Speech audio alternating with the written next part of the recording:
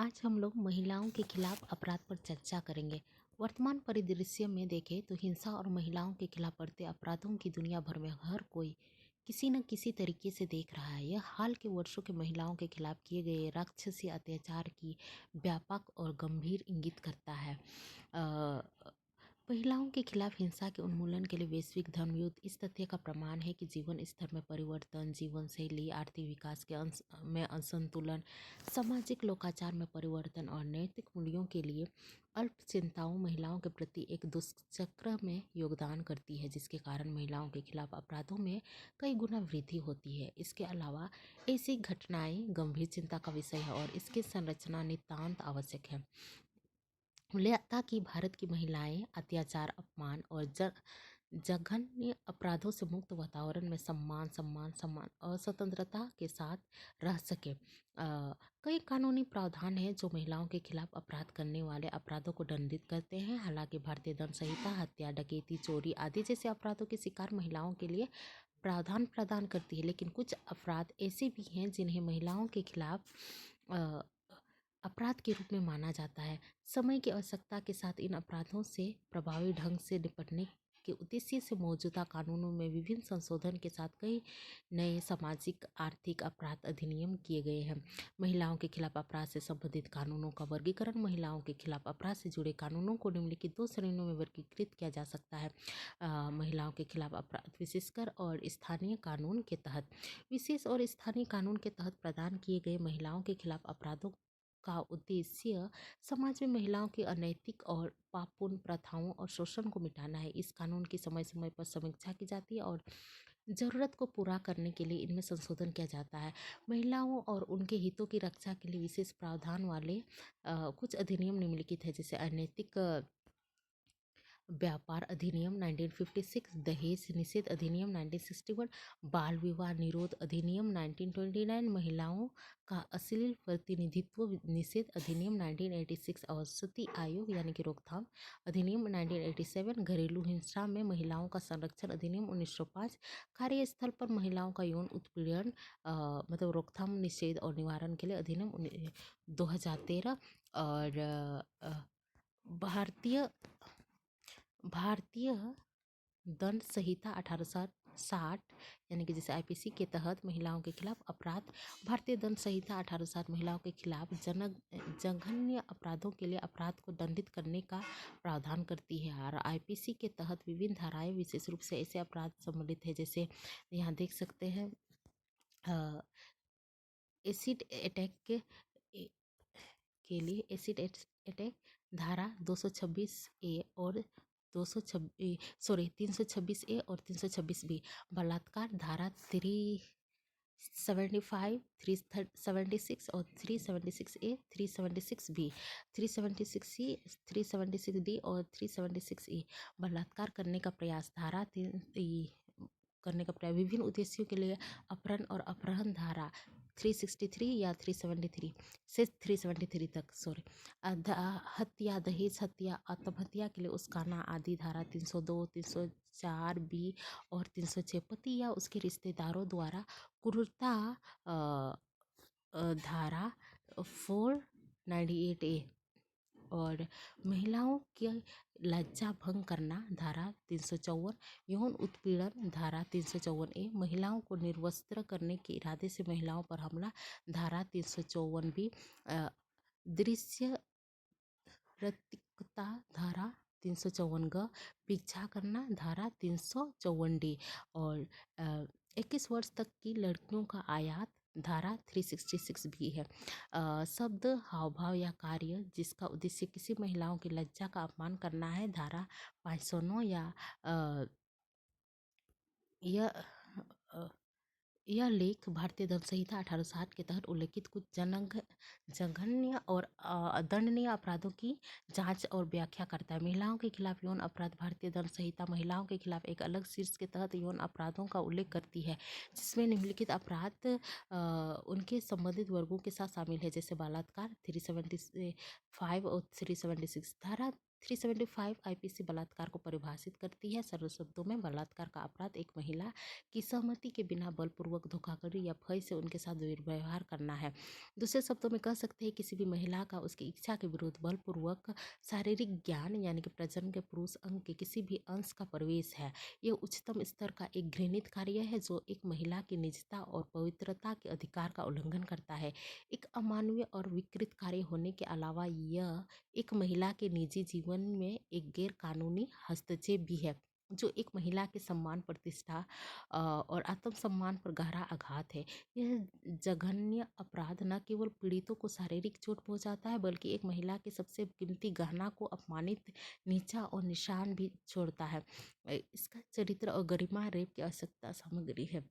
धारा 375 में निम्नलिखित दो आवश्यक घटक है। पहला, एक पुरुष अगर महिला के साथ जैसा कि धारा 375A से 370D के प्रावधानों के अनुसार समझा जाता है, संभोग होना चाहिए और यह संभोग 7 परिस्थितियों में से किसी एक के तहत होना चाहिए जैसा कि धारा 375 के तहत किया गया है। बलात्कार के लिए सजा 376 जो है, धारा 376 बलात्कार के जघन्य अपराध को करने के लिए सजा का प्रावधान करती है। इस खंड को 2 उपखंडों में विभाजित किया गया है। 376(1) में न्यूनतम 7 साल की कैद की सजा का प्रावधान है जिसे आजीवन कारावास और जुर्माना तक बढ़ाया जा सकता है। धारा 376(2) कम से कम 10 साल के कारावास की सजा का प्रावधान करती है लेकिन इसे आजीवन कारावास या मृत्यु या जुर्माने तक को बढ़ाया जा सकता है। सामूहिक बलात्कार 376D, धारा 376D सामूहिक बलात्कार के लिए सजा का प्रावधान करती है जहां एक महिला के साथ एक से अधिक व्यक्तियों द्वारा बलात्कार किया जाता है जो एक सामान्य इरादे के लिए काम कर रहा है। उनमें से प्रत्येक बलात्कार के अपराध के लिए उत्तरदायी होगा और कम से कम 20 साल के कठोर कारावास से दंडित किया जाएगा जो आजीवन कारावास और जुर्माना तक हो सकता है। हालांकि मैं बता दूं कि जब ई का केस हुआ था तो इसमें कुछ बदलाव हुए हैं, आप उन्हें ज़रूर देख लीजिएगा। निर्भया केस के बाद बलात्कार में कुछ बदलाव आए हैं। केस अगर देख ले इससे रिलेटेड तो प्रिया पटेल बनाम मध्य प्रदेश राज्य। तथ्य है अभियुक्ता अपने स्पोर्ट्स मीट के बाद घर लौट रही थी और अपीलकर्ता के पति ने उसे रेलवे स्टेशन पर मुलाकात की और उसे बताया कि उसके पिता ने उसे लेने के लिए उसे भेजा है।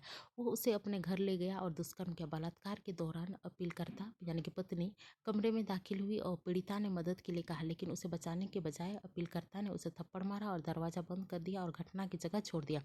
आरोपी पति पर आईपीसी धारा 376 जबकि अपीलकर्ता पत्नी पर धारा 376(2G आईपीसी के तहत दंडनीय अपराध का आरोप लगाया गया था। अपीलकर्ता पत्नी ने अपने खिलाफ आईपीसी की धारा 376(2G के तहत लगाए गए आरोपों की वैधता को इस आधार पर चुनौती दी कि चूंकि एक महिला बलात्कार नहीं कर सकती है और इसलिए उसे सामूहिक बलात्कार के लिए दोषी नहीं ठहराया जा सकता। फैसला जो आया उस पर यह कहा गया कि अदालत ने कहा कि एक महिला को यह नहीं कहा जा सकता है कि उसका इरादा बलात्कार करने का है, इसलिए धारा 376(2G के तहत दंडनीय अपराध के कथित कमीशन के लिए अपीलकर्ता पर मुकदमा नहीं चलाया जा सकता है। केस दूसरा केस देख ले, तुकाराम बना महाराष्ट्र राज्य। तथ्य है मथुरा एक हरिजन लड़की अशोक के एक लड़के के साथ घनिष्ठता विकसित हुई। उसके भाई ने थाने में रिपोर्ट दर्ज कराई कि अशोक ने मथुरा का अपहरण कर लिया है। कुछ देर बाद मथुरा को थाने लाया गया और बयान दर्ज किया गया। चूंकि देर रात हो चुकी थी इसलिए उस समय थाने में 2 सिपाही अपीलकर्ता मौजूद थे। अपीलकर्ताओं ने मथुरा को थाने में रुकने को कहा और उसके साथियों को बाहर इंतजार करने को कहा। अपीलकर्ता में से एक उसे शौचालय में ले गया और उसके निजी अंगों पर ध्यान केंद्रित करते हुए एक मशाल जलाई और उसके बाद उसे घसीटा और उसके विरोध के बावजूद बलात्कार किया। फिर दूसरा अपीलकर्ता आया और उसके साथ बलात्कार करना चाहता था लेकिन नहीं कर सका क्योंकि वह अत्यधिक विषैला था।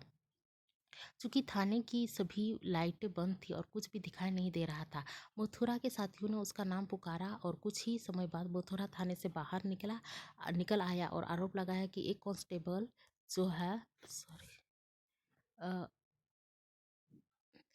उसके साथ बलात्कार किया था। भीड़ आक्रामक हो गई और इसलिए उसे बयान की और उसे की प्राथमिकता दर्ज की गई। डॉक्टर की रिपोर्ट में कहा गया कि मथुरा के शरीर पर कोई चोट नहीं आई है। उसके हाइमन में पुराने फटने का पता चला। अपीलकर्ता ने तर्क दिया कि चूंकि संभोग के कथित कृत्य के लिए लड़की की सहमति की प्रकृति के बारे में कोई प्रत्यक्ष प्रमाण नहीं था, इसलिए उपलब्ध परिस्थितियों में यह अनुमान लगाया जा सकता है कि उसने अपने निष्क्रिय निवेदन के साथ ऐसा किया होगा। फैसला। अदालत ने माना कि घटना के बाद लड़की के शरीर पर कोई चोट के कोई निशान नहीं पाए गए और यह इंगित करता है कि संभोग शांतिपूर्ण था और लड़की द्वारा बनाई गई कहानी काल्पनिक थी। अतः अपीलार्थी के विरुद्ध कोई अपराध नहीं किया जा सकता था। यह मामला मथुरा रेप केस के नाम से मशहूर है। इस मामले के बाद कई मामलों में सर्वोच्च न्यायालय द्वारा यह व्याख्या की गई कि बलात्कार के अपराध का गठन करने के लिए यह महत्वपूर्ण नहीं है कि पीड़िता के शरीर पर कुछ चोट होनी चाहिए। महिला की सीलभंग। धारा 354 धारा 354 आईपीसी छेड़छाड़ के अपराध से संबंधित है, यानी कि महिला का सीलभंग करने के इरादे से हमला करना। इस धारा का उद्देश्य महिलाओं को दूसरे द्वारा किसी भी प्रकार के अभद्र या गंदे व्यवहार से बचाना है जो उसके सील के लिए अपमानजनक है। यह अपराध सिर्फ व्यक्ति के खिलाफ ही नहीं बल्कि समाज और सार्वजनिक नैतिकता के खिलाफ भी है। इसलिए यदि कोई व्यक्ति किसी महिला का सीलभंग करने के इरादे से किसी महिला पर आपराधिक आरोप लगाता है तो उसे कम से कम 1 वर्ष के कारावास से दंडित किया जाता है, जिसे जुर्माना के साथ 5 वर्ष तक बढ़ाया जा सकता है। आईपीसी के तहत यह विशेष रूप से परिभाषित नहीं किया गया है कि क्या महिला की सीलभंग होती है। हालांकि अदालत में विभिन्न मामलों में इस व्याख्या की है। सुप्रीम कोर्ट के अनुसार सील एक वर्ग के रूप में मनुष्य से जुड़ा एक गुण है। सील को ऐसे अपराधी के कृत्यों से ठेस पहुंचाना कहा जा सकता है जो महिला की शालीनता और गरिमा पर अपमान के रूप में झकझोरता है और पहचानता है। उदाहरण के लिए किसी महिला को उसके बट पर थप्पड़ मारना, उसके यौन संबंध बनाना, उसके कपड़े उतारना। धारा 354 की आवश्यक सामग्री क्या क्या है देख लेते हैं। धारा 354 आईपीसी के तहत अपराध के लिए निम्नलिखित आवश्यक है। जो व्यक्ति हमले का शिकार हुआ है वह एक महिला होनी चाहिए। आरोपी ने उस पर आपराधिक बल का प्रयोग किया होगा। स्त्री का लज्जा भंग करने का इरादा होना चाहिए। प्रासंगिक मामला कानून जैसे केस के रूप में देख सकते हैं। रूपन देओल बजाज बनाम केपीसी गिल। तथ्य। याचिकाकर्ता एक आईएएस अधिकारी था और उसके आरोपी पंजाब का डीजीपी था। याचिकाकर्ता को उस पार्टी में आमंत्रित किया गया था जहां आरोपी भी मौजूद था। आरोपी ने याचिकाकर्ता को अपने बगल में बैठने के लिए कहा और जब वो बैठने के लिए गई तो उसकी कुर्सी को अपने पास खींच लिया और याचिकाकर्ता इस कृत्य से हैरान रह गया और उसे अपने कुर्सी को वापस मूल स्थान पर खींच लिया और फिर से उसने कुर्सी को बंद कर दिया। याचिकाकर्ता ने उसे जाने के लिए कहा, लेकिन उसने फिर से याचिकाकर्ता को आज्ञाकारी स्वर में साथ चलने के लिए कहा। वो डर गई और तुरंत अपनी कुर्सी वापस खींच ली और बाहर निकलने के लिए मुड़ गई। इस बिंदु पर आरोपी ने सभी मेहमानों की उपस्थिति में याचिकाकर्ता को बट थप्पड़ मार दिया और उसके लिए बहुत शर्मनाक था। उन्होंने उसके खिलाफ